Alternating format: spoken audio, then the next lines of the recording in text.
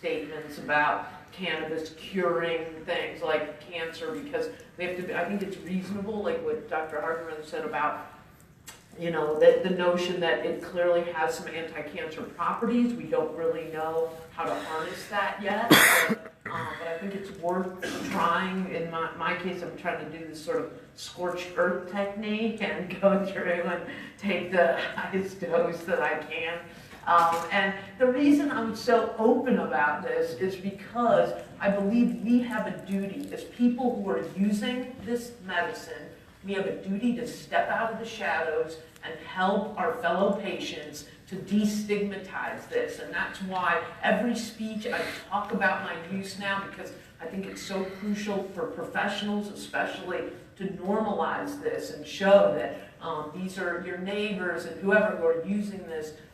This is a 501c3 that we founded about 4 years ago, Doctors for Cannabis Regulation. Another way that I'm trying to destigmatize for physicians to talk openly about the need to end prohibition of cannabis, to stop, you know, to highlight the harms that have been created by criminalizing this plant. So any of you who want to go on dfcr.org and encourage your physicians to look at this site, I guarantee if you talk privately to most docs off the record, they will tell you that they agree that this plant should never have been criminalized, that, you know, the AMA didn't even support it back in the 30s, and most docs will admit that prohibition is insane and should be ended. So just to go on, so I've been taking care of veterans in my practice for about 20 years. I was on faculty at the U of A in excellent standing for 8 years until I became the principal investigator on this cannabis research, which put me at odds with an administration that did not value this work and actually thought that this would harm their brand, would harm their ability to draw down federal dollars. So ultimately we were tossed out, but it turned out to be partly because of this, right? He created this PAC called Americans for Scientific Freedom, which they don't like faculty being politically active. Even though I'm allowed to, you know, as a faculty and a scientist, I'm allowed to hold political views and I'm allowed to express them. And I was really at it. That's why I partnered with MAPS, because MAPS encourages scientists to express their views. They understand that doing research in an atmosphere of prohibition is so hard that you can't do some research without working on public policy reform. It has to go hand in hand. So ultimately, after being tossed out, we ended up with years of free media coverage, basically highlighting the injustice of you know, this basically what was an attack on scientific freedom. And the reason this was so valuable is because suddenly we were talking about barriers to research, but also talking about the epidemic of veteran suicide in this country, which is why I'm so honored to be on the stage right now with this incredible imagery. It's so powerful, and just so proud of you guys for putting this display together, because I think it's moving and it really helps people comprehend the enormity of this public health crisis. So I'll tell you, we were really fortunate to have all kinds of good docs come out and defend our work. He was the department chair of the integrative medicine at the medical school. And this was pretty gutsy for him. He wrote a public, you know, an open letter to the media condemning the University of Arizona's decision and condemning his own president.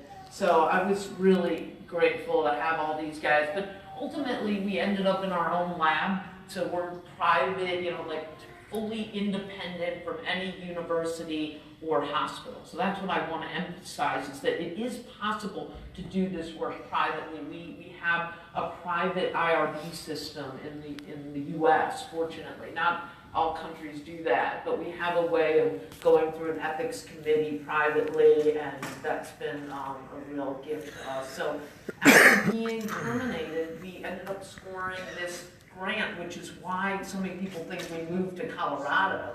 But I'm really proud of Colorado because what they did was they had about $13 million of surplus money from their medical cannabis program, and they allocated $10 million toward all of these different projects. So we were one of this group, and I was impressed that they allowed me to do the study in my home state where the clinical trial was originally conceived.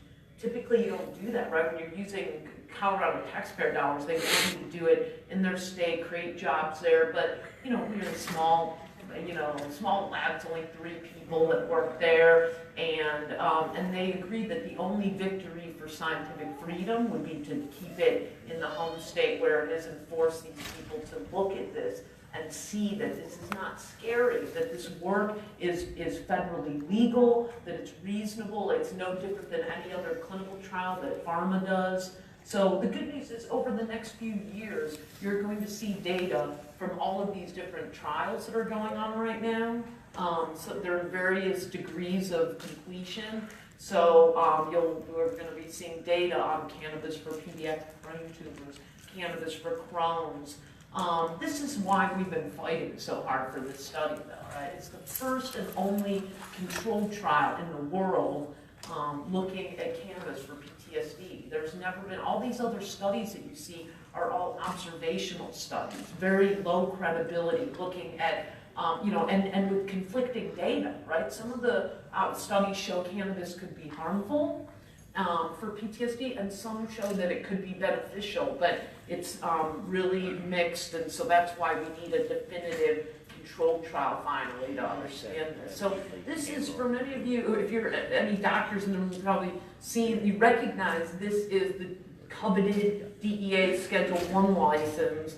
The scientists call this the golden ticket because it allows you the privilege of purchasing cannabis from our federal government.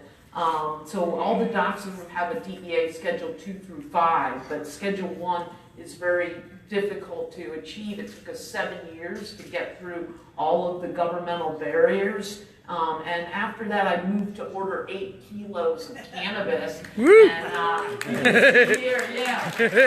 You would think for sure 8 kilos would come by like armored truck or something, but then the FedEx guy shows up and he had no Camera idea crew and he was everything. transporting cannabis.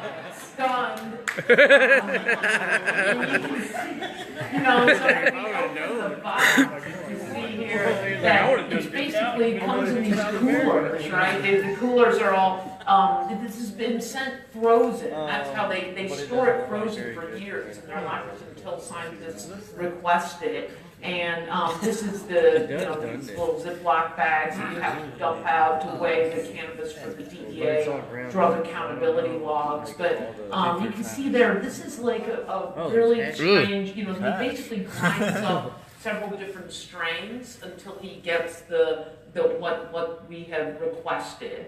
Unfortunately, this is not what we requested, but it's but we got you got to take what you can get. And this is, I'll show you. It's an example. So this is, for instance, the high CBD arm of the study. It's about 11% CBD with under 1% other cannabinoids in it.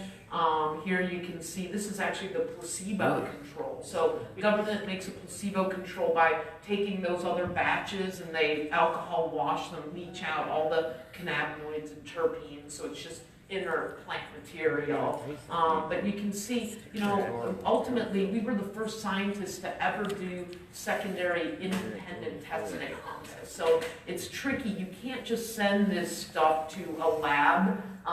You have to, any lab, you've got to send it to a DEA Schedule 1 license lab, right? The DEA has a chain of command they require you to go through.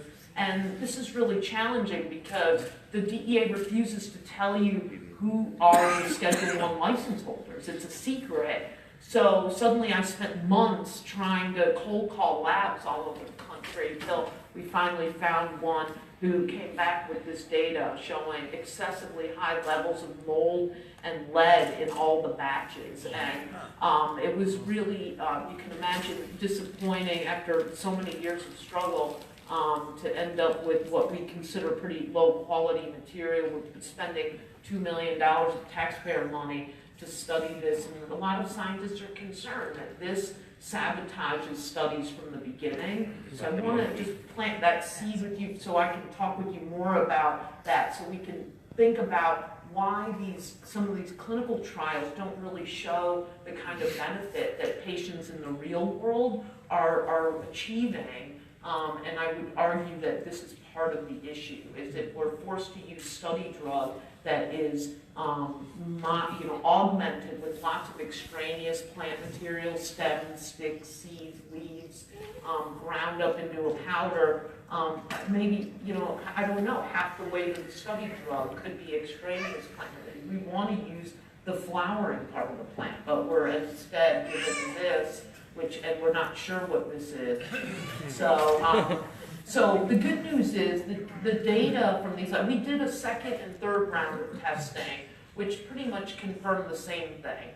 Excessively high levels of mold, which would never have passed state testing in any regulated market. But again, this is the only federally legal drug supply. So if you want to do a controlled trial in the US, you must apply for the Schedule I license and request the cannabis from the University of Mississippi. So after we went public with it, it was important to us to be transparent with the public about what we found and explain to them what was going on. And as soon as we did this immediately went viral, right? Went all over the place, all kinds of headlines about, the quality of the cannabis. What people already knew or assumed about it. But ultimately, we lost our study partner, right? So we had agreed, after I got tossed out of the university, we agreed to split the protocol with our colleagues at Johns Hopkins. And as soon as the headline at Hopkins saying they're resigning, it was clear that they didn't want to be aligned with people that were questioning the government. That's something they can't afford. They get billions of dollars each year in government grants, and they felt it would jeopardize their funding, whatever, their relationship with the government. So in our case, we're happily independent, we're a nonprofit, so for us, responsibility as scientists to, just out of pure intellectual curiosity, out of our commitment to the public, that we expose this and that we question the government about why this monopoly has been allowed to continue since 1968, that there's never been any other growers allowed for research. So let me jump to, sorry about that. Here, I'm going to jump to here, because Blake did such a good job 371 slides. Covering a lot of material, so I don't want to make you endure that again. So I'm going to jump over and just talk about a few things to maybe build on what Blake already highlighted. This is, we spent a lot of time in Israel trying to do studies there, working with veterans. I was really impressed that, in both Canada and Israel, veterans don't only have legal access to lab-tested cannabis, but they also are fully subsidized. And I think that is an incredible model for the U.S. to adopt someday. Oh, yeah. I can't think of a taxpayer here that would ever balk at that. It's really sensible that we would sponsor the cost of the veterans' cannabis and do that with pride and be able to help them get off much more addictive prescriptions. And here you can see this is a gentleman in the study who, he's an amputee. He ended up having a very good, he was totally naive to cannabis, and through the course of the study found that, this was helping his phantom limb pains, helping, elevate his mood, and so here you can see that this was an editorial from the American Legion. I was really grateful to the American. We spent probably 6 years lobbying the American Legion to at least embrace cannabis as a medicine. Acknowledge that your veterans are benefiting, your members. The Legion is probably one of the most powerful vet organizations in the country now, right? They have over 2 million members. They're very conservative. They get you know, Trump comes every year, all the presidents come through and do a lecture at their national convention. So finally, we got them to pass a resolution about 3 years ago, and that forced the leadership at the national level to start lobbying on behalf of their members and trying to, you know, loosen the restrictions and get the VA to start at least having conversations about it. Then we did get a resolution passed last year that said the Legion agrees that VA doctors should recommend cannabis, should be allowed to write a recommendation for a veteran. That, you know, even though the resolution passed, I don't see the Legion lobbying for that vigorously. I think they sort of pulled back.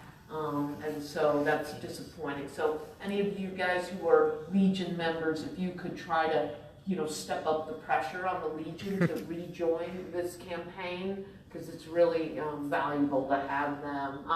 And then, yeah. Can I add one thing to that? Oh, yeah, sure. There was an announcement this week. Tom, would you tell everybody about the VFW this week? Yeah, the Veterans of Foreign Wars was the first state ever to step up in the United States and actually endorsed medical cannabis under Amendment 2.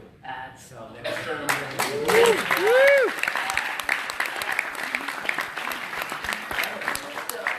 was all kinds of really great charities, veteran charities, you know, surfacing. We for Wars, Battlefield, all these groups coming together, starting to talk about this issue. These guys, Marijuana for Trauma, these are veterans up in Canada that have been working with us for a long time. I would say, you know, this is a patient who, I think he really depicted this perfectly, that this is what veterans are describing, right? They're drowning in pills and pill bottles, and finally have discovered, in this case, a rolled marijuana cigarette that they found life-saving. And that's why we need to listen to vets when they say that cannabis saved their life. There is something really important in that statement. And this is my buddy, my best friend, Roberto. He's a Marine vet. He had a long history of PTSD and alcoholism and other pills, and ultimately got through everything using cannabis. He was able to taper off alcohol, opioids, all of that. And so this is, as you know, a really common story, but I bring this up only because I've dragged him around to all these hearings, talk everywhere, because I think he's got a good way of explaining this to, especially to conservatives. And you can see he started the Battlefield Foundation with me. So this is a 501c3 here that we're mostly focused on two things. They trying to raise money for clinical trials to examine cannabis for veterans, different veterans' ailments, and then also trying to identify employment for veterans in the cannabis industry. So it's really important to us to create like a matchmaking service where we help license holders find veterans who are willing to work, not just security jobs. Our hope is that we can find, you can see here, take a look at the array of jobs that are, once Missouri finally gets this thing passed, and you can finally have a real industry here. Look at the diversity of jobs that will be available later, and run the gamut, and it's really, let's keep covering this. Vice has been a wonderful ally for us, covering all kinds of aspects of this. This is Roberta with President Trump at the Legion meeting, who I mentioned this only because I was, you know, he assured Roberto that he would pave the way for medical cannabis for veterans. And so whether that was just talk or not, I think there's a lot of intel from federal lobbyists saying that this is on the horizon. So we'll see if he makes good on his pledge to these veterans. I hope so. And this is, you know, I'm sure some folks are going to be talking about this later. I just want to make sure, if you don't have a copy of the NAS report, please come up to me after I've got cards there. I will be happy to email you. This is a simple 400-page report, but it's probably the most powerful Simple 400-page powerful ammunition you can have, though, when you're talking, especially to electeds, right? Because This is from our own federal government. The National Academy of Science issued this groundbreaking report in January of last year where they acknowledged that there was strong scientific evidence to support cannabis for all of these areas: chronic pain, nausea, vomiting, and the spasticity of MS.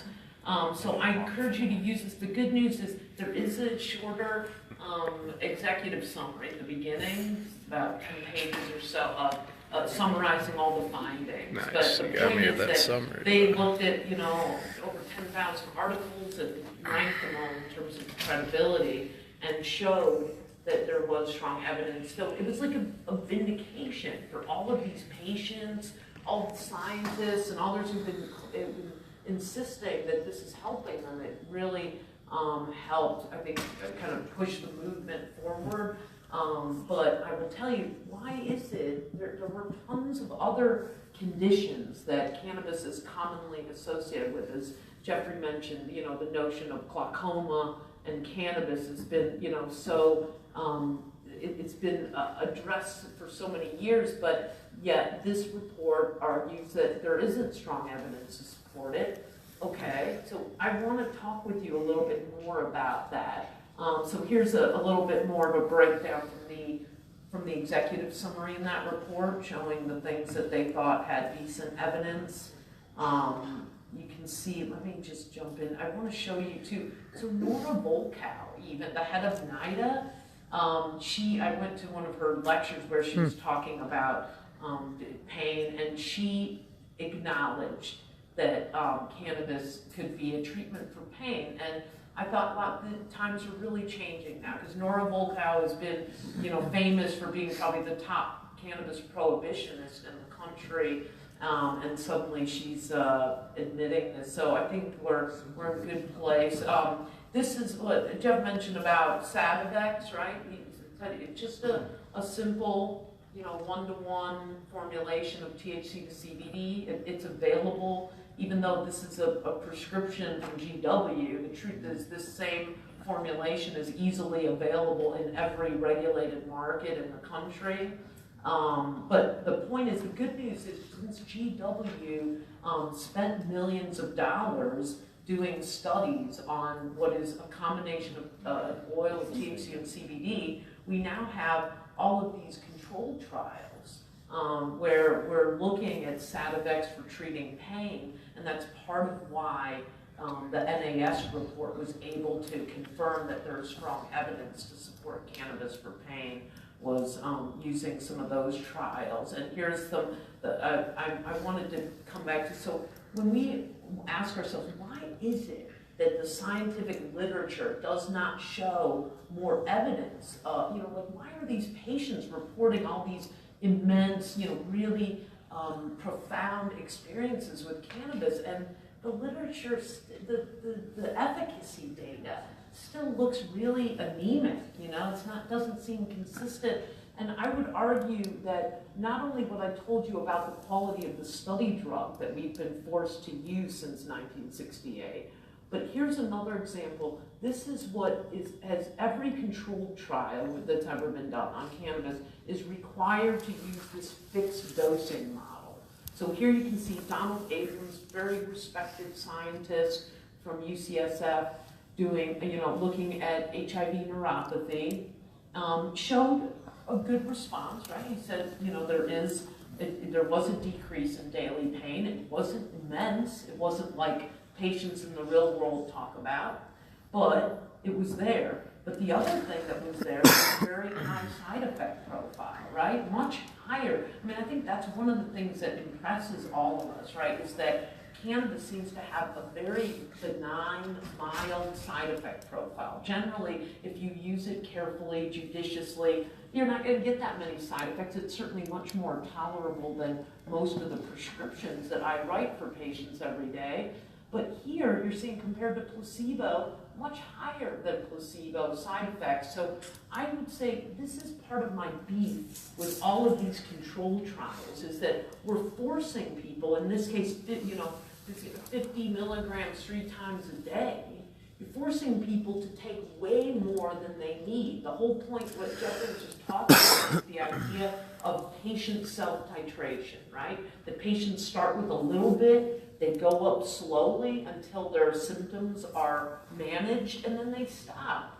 And when we force people to take 2 or 3 times more than they need, then we're going to see a lot more side effects that might eclipse any of the common therapeutic benefits that we see. And that's what I've been worried about all along. So when you look at these trials and you wonder why the data is not more impressive, this is probably part of it. And here's a bank of studies I put together on MS, so you can see, when people tell you over the next few weeks as you're ramping up for the election, and people keep telling you there's not enough data, please show them that, the compilation of all this literature, show them the NAS report.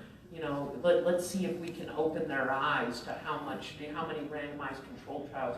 Here's an example. Remember I told you that the data on PTSD was conflicting. Here's another example of a recent observational study done out of New Mexico. This was a study that I thought really proved to me that we were on the right track with looking at cannabis for PTSD. You can see here that they followed 80 veterans through the New Mexico program, and they used the CAP scale, which is the very most sensitive or gold standard for evaluating severity of PTSD, and they documented a 75% reduction in CAP scores, which is really impressive. Like, I could never achieve that using conventional medication. There's no way I would ever be able to get that kind of relief for our patients. And so this was really exciting to me. And I'll leave it. Actually, what I want to do, this was just a funny thing. If you watch the John Oliver segment, he mentions the barriers to research and talks about our study. So, but let me show you. I want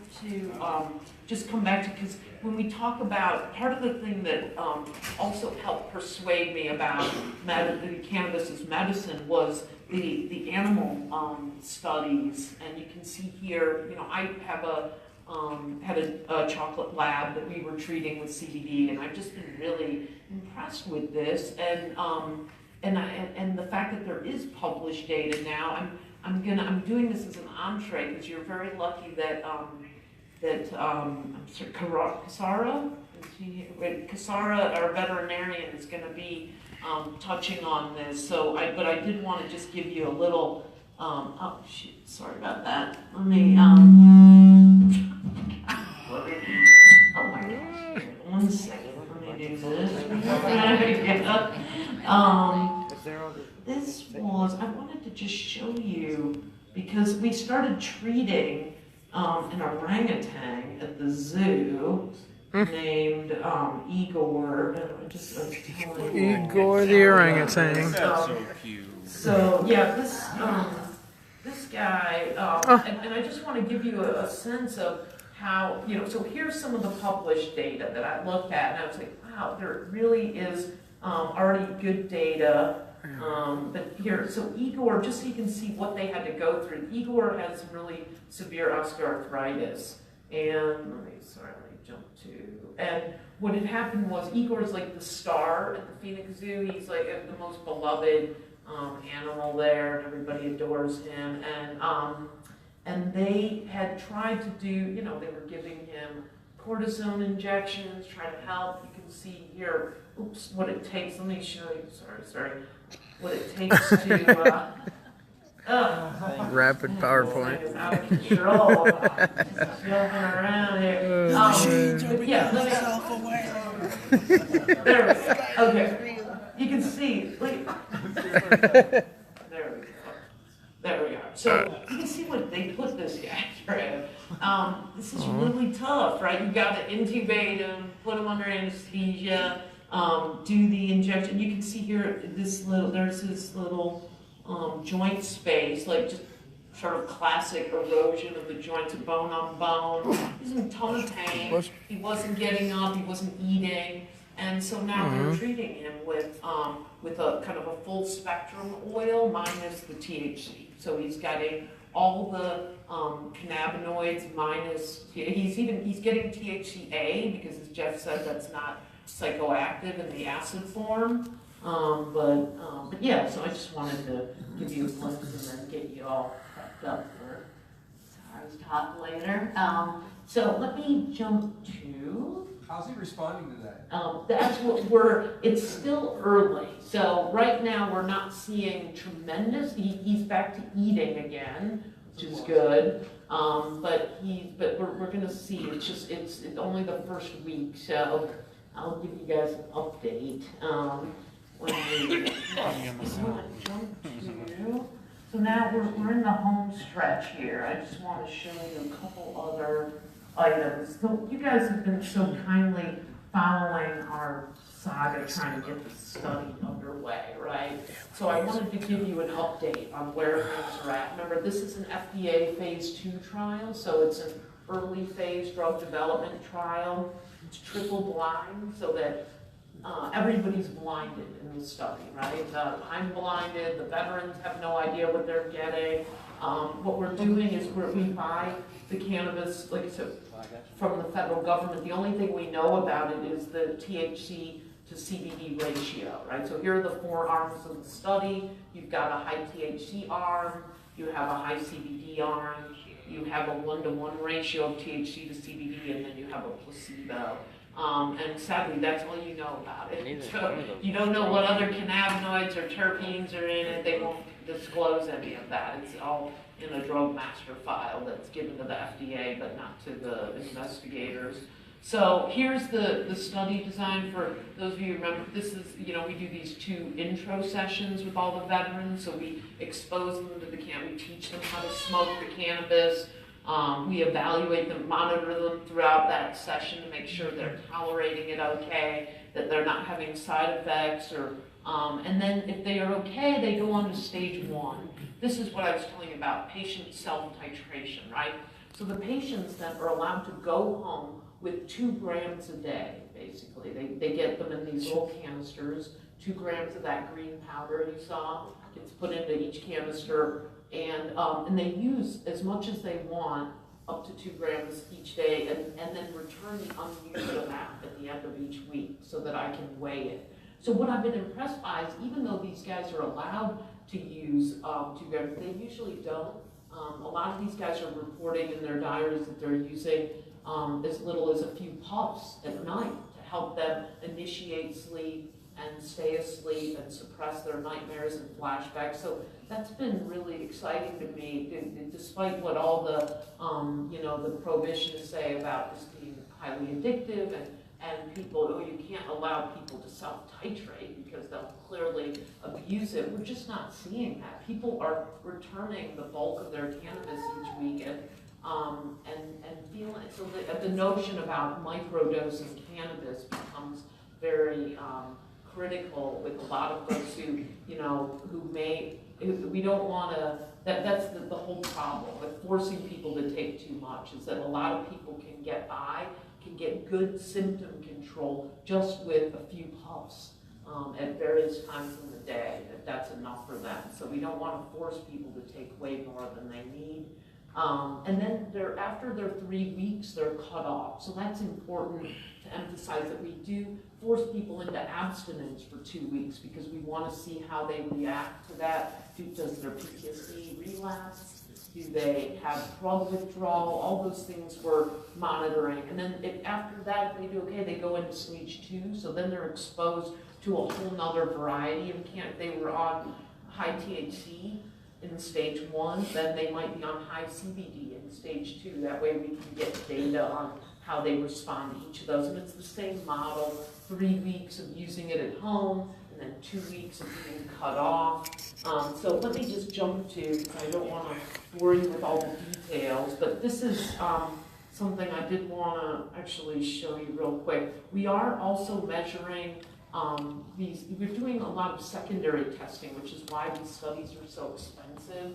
So you'll see we're measuring, these guys are wearing watches 24/7, actigraphy watches that monitor their sleep architecture. So we can see how is cannabis, these different varieties of cannabis affecting their sleep. We're drawing blood for biomarkers for inflammation so that we can see how their interleukin-6 and all these different cytokines are reacting to the cannabis. Everybody's so curious about cannabis and its anti-inflammatory action. So we really want to look at those biomarkers. And like I said, just a ton of monitoring, all the way through, relentless amount required by the FDA. So here's the good news. After, this has actually been a 10-year saga. We first submitted the study design to the FDA back in 2008. And here we are at the end of the road finally. This is how PR has been crazy for this. Like, this is the doctor referral letters. We almost got nothing from the docs. There are very few people referred us folks, and the VA wasn't allowed to refer us. We decided when the VA became so overtly uncooperative and was threatening their doctors if they dared refer patients, we created these billboards all around the VA, just like swarmed them with it. All these billboards were everywhere. And then you can see, this is our flyer. This is the eligibility. I wanted to mention that we are looking for a combination of, how do you say, basically we were looking for a mix of vets that were naive to cannabis and vets that were experienced, so we could compare. And they were also required to cut off their cannabis for 2 weeks prior. That way they come in fresh. It was really helpful for a lot of the vets who were experienced. They had like a tolerance break where they got really sensitive to the cannabis when they restarted it in the study. So that worked out well. But here's the grand finale, hot off the press, is we just enrolled our last veteran, number 76, was enrolled, last week. It was a big achievement. So we only had 4 dropouts. So 80 enrolled, 4 dropped out, not because of the study drug, just family issues, emergencies.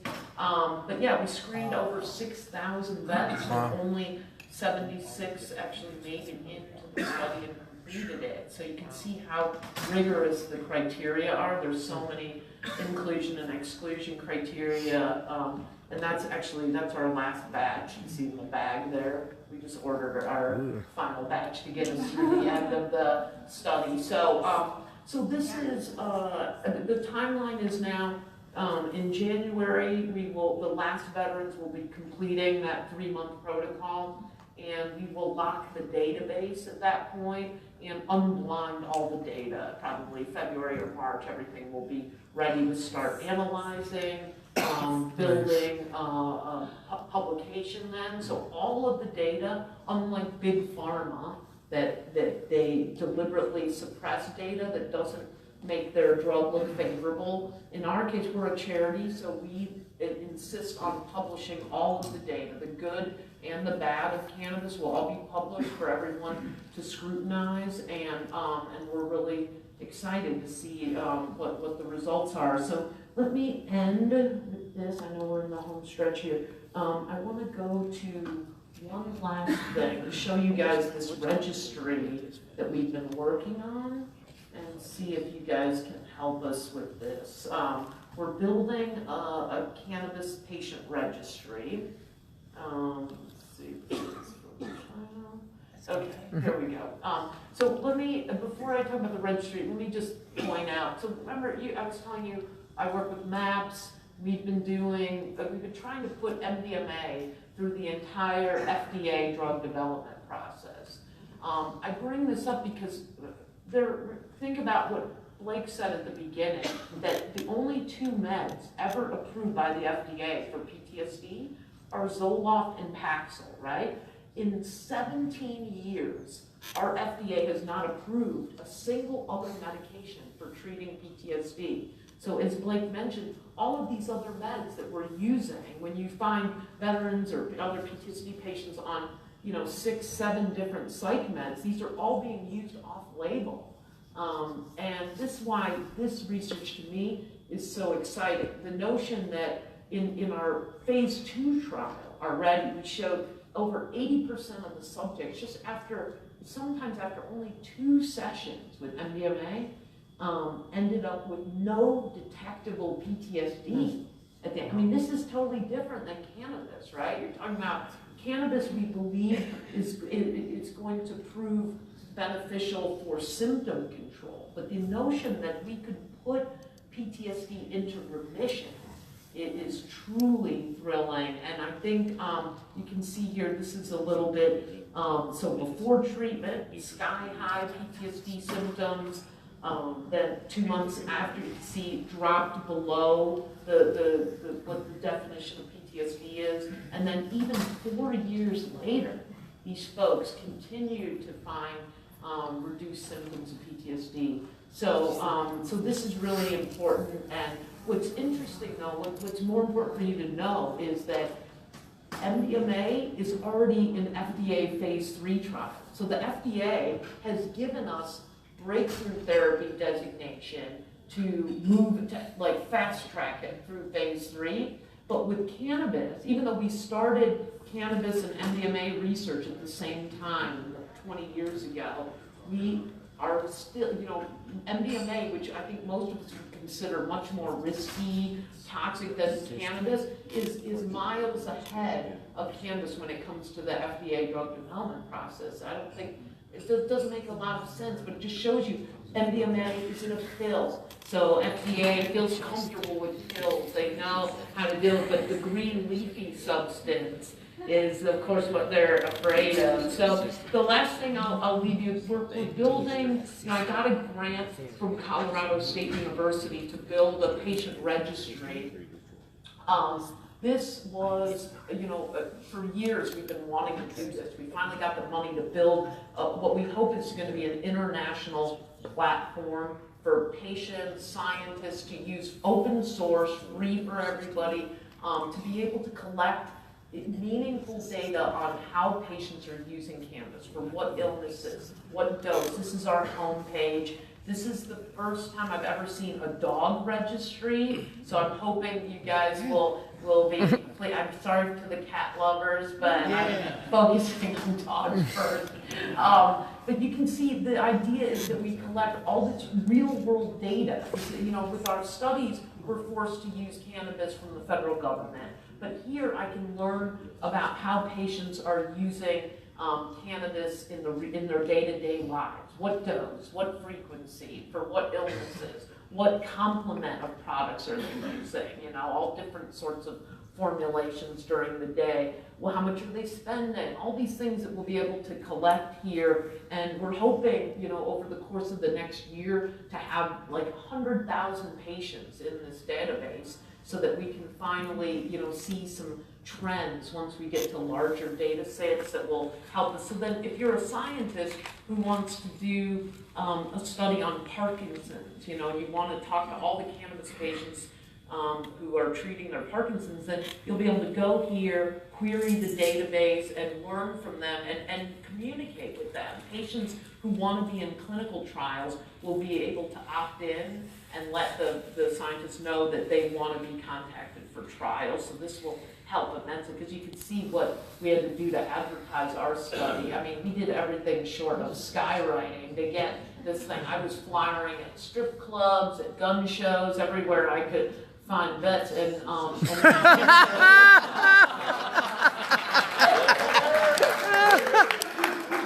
man.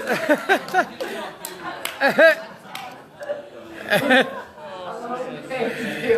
Avoid that in the future. So just go here. So anyway, I think that's what I'll leave it on. I love you guys. Thank you all so much. Thank you, Doc. Woo!